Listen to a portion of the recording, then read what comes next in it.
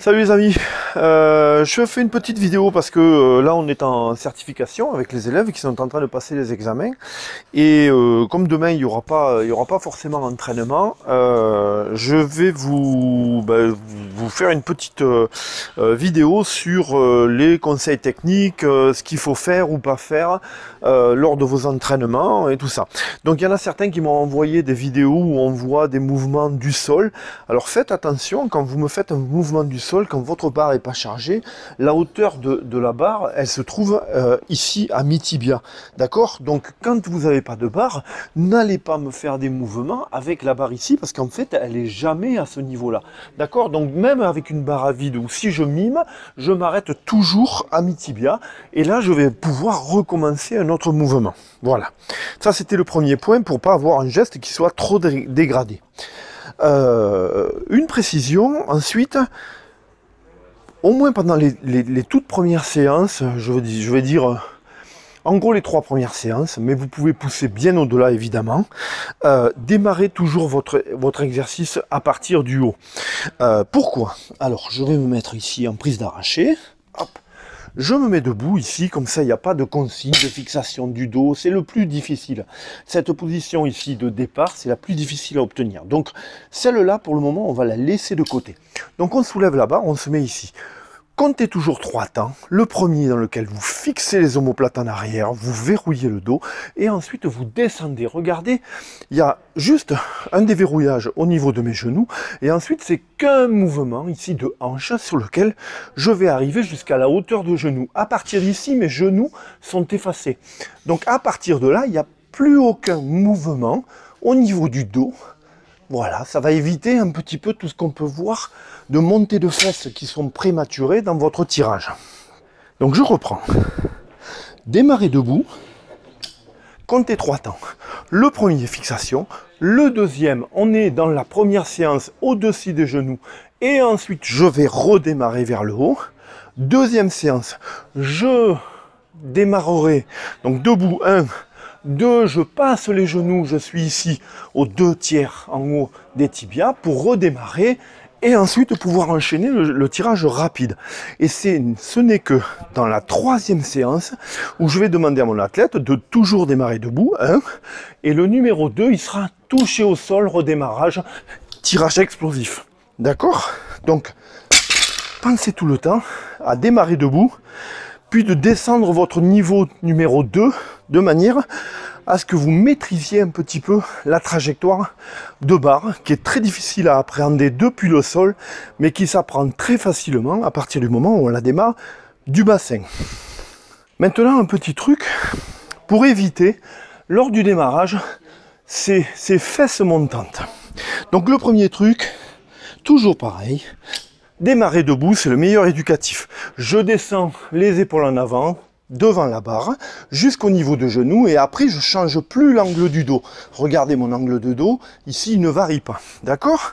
Donc à partir du moment où on a cette gestuelle qui va se dégrader, type soulevé de terre, ben moi je vais vous conseiller à ce moment-là de démarrer en bas, de fixer ici, puis de démarrer et de contrôler. Mais on va démarrer 3 fois jusqu'au genou, de manière à contrôler cette trajectoire qui soit droite. Et là où on se concentre, c'est sur le fait de ne pas laisser les fesses monter jusqu'au genou 1 fois, 2 fois. Regardez, mes genoux s'effacent. Et là, je vais pouvoir tirer ensuite. Ok? Donc tous ces problèmes ici que vous allez retrouver, c'est normal chez les débutants. On veut aller trop vite, on veut avoir un tirage qui soit, un premier tirage qui soit trop précipité, et donc on va se retrouver dans cette position sur une recherche de vitesse, alors qu'on n'est pas du tout dans cette étape-là. Dans l'étape ici, tibia jusqu'au genou, on est simplement dans un effort de maîtrise de l'équilibre et de gainage. On est simplement là-dedans, pas besoin de démarrer vite. La vitesse, elle arrive après les genoux quand on se rectifie sous la barre et que là, on va envoyer les watts. Mais il n'y a jamais un athlète, vous regarderez dans les vidéos de compétition, il n'y a jamais un athlète qui démarre vite.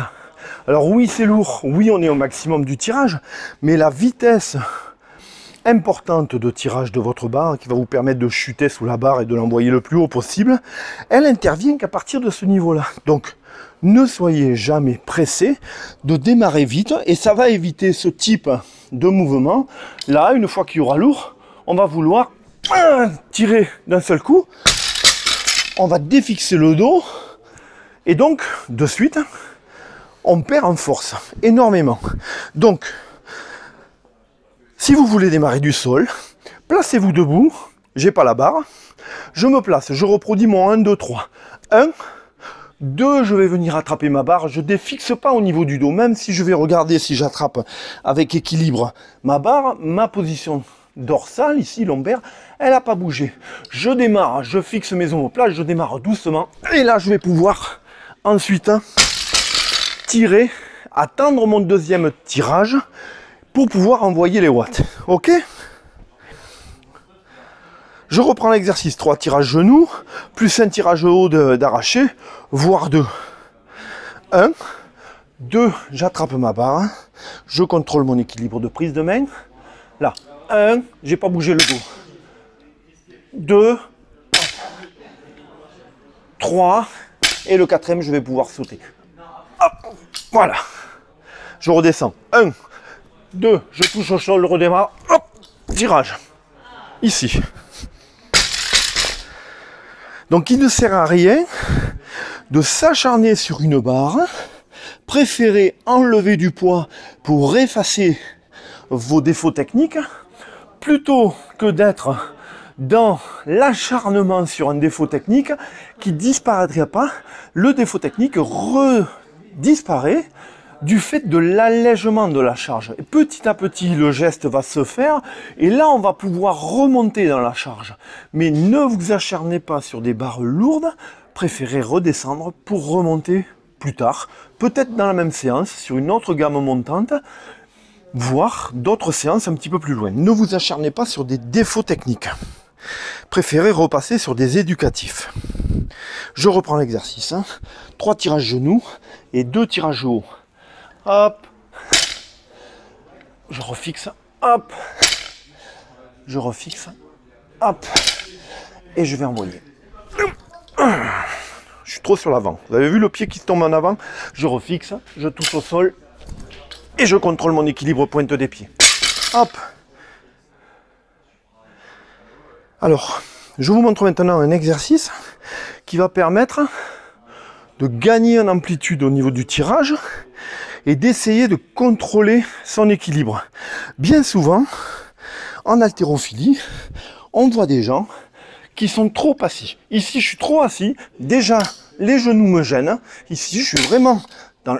C'est un obstacle que j'ai à passer. Et si je suis ici, ensuite, il va falloir que je vienne chercher ma barre. Et donc, je vais devoir sauter en avant. Mon centre de gravité est trop loin par rapport à l'axe de la barre. Il n'est pas du tout équilibré. À partir du moment où il est derrière, ben c'est moi qui vais croiser cette trajectoire de barre. Et donc, ça provoque un saut en avant. Donc, pour faire ça, pour essayer de gommer ce défaut-là, on va faire un tirage haut d'arraché avec un maintien en pointe des pieds. Dans les premières séances, je vous déconseille, même si on l'a vu dans la première vidéo, je me suis calé un petit peu sur le process FFHM, mais moi, chez les débutants, je demande jamais de tirer des bras. Pourquoi? Parce que le tirage des bras, c'est quelque chose qu'on apprend uniquement chez les champions, chez les gens chez qui on veut accélérer la chute. Il n'y a pas de tirage de bras quand on a les pieds au sol, ça n'existe pas ça en haltéro. À partir du moment où on tire des bras, c'est pour se faire chuter. Donc en fait, c'est pour ça que les haltérophiles n'ont pas des gros bras, parce que le tirage de bras ne sert qu'à se projeter sous la barre. D'accord? Donc, concentrez-vous sur la hauteur d'épaule. Quand vous faites un tirage, montez ici, le bras reste relâché complètement. Il y a des entraîneurs, vous verrez des fois avec des baguettes qui tapent sur les avant-bras des athlètes. Donc crochetez votre barre, ça va vous permettre de libérer votre prise de main. Elle n'est pas figée, elle n'est pas verrouillée, sinon vous allez attaquer des bras. Donc verrouillez, crochetez ou grip en crossfit. Donc les bras détendus et vous ne montez que les épaules. Là où on voit une espèce de tirage, c'est simplement que après l'élan que j'ai donné avec mes épaules et ma hauteur de pointe de pied, ici je suis sur les pointes de pied, ben en fait plutôt que de bloquer la barre et d'avoir un choc, c'est que je la laisse monter simplement et mon bras finit avec l'élan de la barre. Mais c'est absolument pas un tirage de bras. D'accord? Donc vous allez voir, je vais contrôler mon équilibre de pied pendant une petite seconde dans l'air. Je reprends un tirage d'arraché, je démarre doucement et j'accélère. Ici, je suis en pointe des pieds, même un petit peu sur l'avant. Regardez. Hop. Voilà, celui-là il est bien. Hop. Regardez, il y a 2 temps dans le tirage. Lent, rapide. Ici. Donc si je ne tire pas sur les bras, ça fait que les épaules. Hein. Il n'y a pas de déséquilibre en avant, en arrière, comme j'ai pu voir. J'ai vu Sébastien qui me faisait un truc comme ça. Hop, qui essayait des tirages stato ici à partir des genoux. Et qui faisait comme ça. Ça, c'est pas le bon mouvement. Vous devez vraiment engager le bassin en avant, finir pointe des pieds, être capable de maintenir votre équilibre. Et là, ça monte. Tout seul. Alors, tu le prends à 2 bras, main serrée, tu le mets sur l'épaule, tu laisses tomber derrière, là, et là tu dois le balancer. Non, je suis derrière. 1, 2, 3, et à 3 tu le remontes. 2 et 3, hop. Alors, il faut que tes mains, une fois que tu vas le remonter, qu'elles passent près du corps. D'accord? Donc tu le remets derrière. 1, 2, 3. Non, main écartée, main serrée. Ouais. Tu le poses sur l'épaule, tu laisses tomber derrière. Hein. Voilà. Là. 3 balanciers. Sinon, tu n'auras pas le balancier. 3 balanciers. Sans toucher les épaules. 1, 2 et 3. Tu remontes. Repose-le sur l'épaule à chaque fois. 2 et 3. Alors tu changes de côté à chaque fois. Là, tu retombes de l'autre. Pose-le sur l'épaule. Mais là derrière, tu fais 1, 2, 3, près de la tête. Plus tu es loin, plus ça va être lourd. Alors, certains m'ont dit, le hook grip, le crochetage, le fait de passer le pouce, hop, de passer le pouce sous les doigts, ça fait mal. Alors je veux bien le reconnaître, ça fait mal, mais ça fait mal les 2 premières séances. Après, le pouce trouve sa place et vous allez voir que ça ne fait pas mal. En fait, le pouce n'est pas entre le doigt et la barre, il est entre les doigts et collé à la barre. Donc on a ici un crocheté qui va vous permettre d'avoir un bras qui est relâché, puisque c'est pas tous les doigts qui tiennent, c'est juste le pouce contre les doigts. Et quand on va accélérer la barre, ce mouvement-là va vous permettre de ne pas laisser glisser la barre. Si je mets le pouce sur les doigts, ici, ma prise, elle va lâcher. Si je le mets sous les doigts, ici, c'est mon pouce, le doigt le plus fort, qui va tenir la prise de barre. Et là, je vais pouvoir arracher et mettre de la vitesse dans ma barre. Quand on fait des séries longues, effectivement, là, ça fait mal. Là, je suis d'accord. Donc là, il suffit d'acheter... Alors, soit des sangles, mais les sangles, je les trouve, moi, toujours trop longues. Il suffit d'acheter des ceintures de judo, de les couper d'une longueur d'à peu près de 40 cm, entre 30 et 40. Et cette sangle-là, vous allez la courber en 2, mais pas courber en 2 façon cercle, d'accord? Il faut que, hop, les 2 côtés hauts, ici, se rejoignent l'un sur l'autre. Et là, vous avez une sangle qui est, hop, je vais dire un côté ouvert, un côté fermé. Vous rentrez dans votre sangle, ici, par derrière. Et là, vous allez pouvoir la mettre dans le poignet. Ok? Et là, ici, vous allez pouvoir l'enrouler autour de la barre. Je vous montre sur la barre. Je vais rapprocher la barre. Hop là. Cette sangle-là, ici, que je tiens dans ma main, je vais pouvoir... très facilement, passer la main au-dessus, remettre la barre, la sangle par-dessus, et là, je tiens ma sangle, même main ouverte, si j'ai la main collée avec un seul doigt, je suis capable de soulever les 40 kg qu'on a ici. Donc, ça coûte rien, ceinture de judo chez Decathlon, voilà, pour 5 €, vous avez 4 paires de sangles que vous allez pouvoir vous régaler de les déchirer et de les ouvrir. Hop. Je vous montre ce que ça peut donner. Alors vous pouvez les mettre à l'arraché sur des séries longues. Ne les mettez pas au jeté, ou à l'épaulé jeté plutôt. Pourquoi? Parce qu'à l'épaulé jeté, quand vous allez avoir votre barre ici, si jamais vous tombez en arrêt, vous êtes déséquilibré, ici la main, on ne peut pas la libérer. Elle est coincée dans l'épaule, donc vous n'allez pas pouvoir libérer la sangle, et donc vous risquez de tomber avec la barre. Alors qu'avec l'arraché, une fois qu'on a la barre au-dessus, il suffit d'ouvrir la main pour que la sangle se libère. C'est pour ça que j'aime pas les sangles longues sur lesquelles on va faire 3 tours. Déjà, ça augmente l'épaisseur de la barre. Et puis, donc, on a un grip qui est super gros. Alors qu'avec ça, une fois qu'on l'a à l'intérieur de la main, il suffit que j'ouvre pour que la sangle se détache. Hop. Donc après, il y a un petit jeu sympa. Hop. C'est d'arriver à la mettre. Les premières fois, c'était un petit peu compliqué. Mais après, une fois qu'on a l'habitude, ben avec ce type de mouvement, ça va permettre de pouvoir enchaîner les tirages. Hop. Sans avoir de fatigue et de tendinite, ici des épicondylites, tendinite tennis elbow, qu'on risque de se provoquer avec des prises de main qu'on aurait uniquement avec la force des doigts. Moi, je m'en suis déjà déclenché. Donc si on a des prises de main qui durent trop longtemps sur les doigts, effectivement, on peut se déclencher des tendinites au niveau des coudes. Donc je reprends le résumé de la séance du jour. Préférez commencer hop, debout, 1 fixé, 2 au-dessus des genoux, 3 tirage. Séance suivante, 1 fixé, 2 en dessous des genoux, tirage lent, puis accélération. Hop, troisième séance, 1 fixé, 2 au sol, tirage doucement, puis accélération. Ok? Préférez démarrer debout.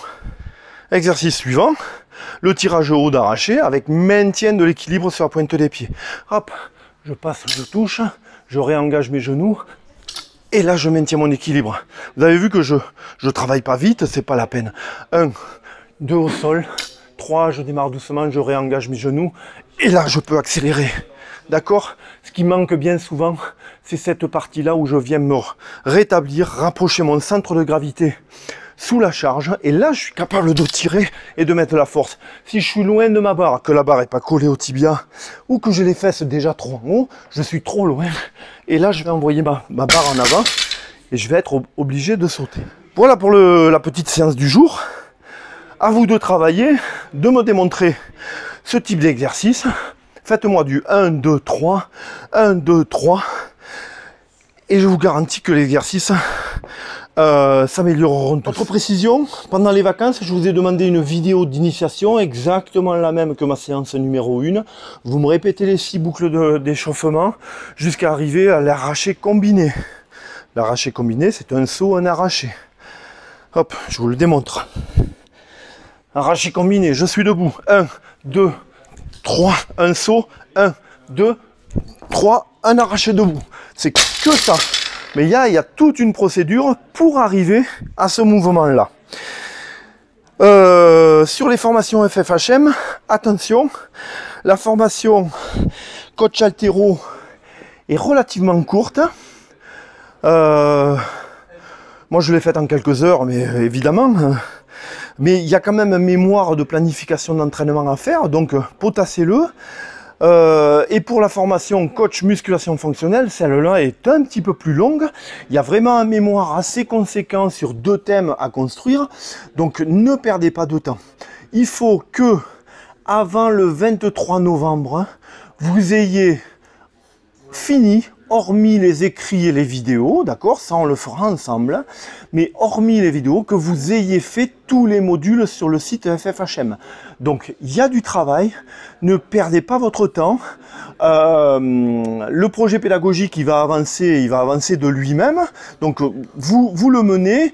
Quitte à ne pas trop écrire, demandez à Carlos d'économiser au moins pendant les vacances d'octobre, je lui en parlerai, mais essayez pendant le mois d'octobre d'avancer grandement les 2 formations, coach altéro et coach musculation fonctionnelle, sinon on va prendre du retard. Il faut que le 23 novembre, tout le monde ait fini les modules des 2 formations de manière à ce qu'on soit en capacité à avoir un geste qui soit à peu près propre, mais qu'on soit tous un petit peu sur les mêmes bases pour parler le même langage quand on va parler programmation, type de série, tout un tas de trucs. Je ferai un cours sur la programmation de l'entraînement en haltérophilie. Je crois que c'est le 12 novembre qu'on l'a planifié avec mes élèves. Donc ce cours-là, il sera filmé. Vous aurez tout un tas d'exemples de séries, de répétitions, de gammes à effectuer, d'exemples dans mon cours. Donc vous pourrez vous en inspirer pour faire votre planification d'entraînement. Mais je parlerai de tous les points qu'on aura à voir dans la planification de l'entraînement et sûrement dans la musculation fonctionnelle, puisque moi je ne l'ai pas encore terminé, celle-là de formation, mais j'en parlerai normalement le 12 novembre. Voilà, je vous dis à bientôt, travaillez bien. Ciao!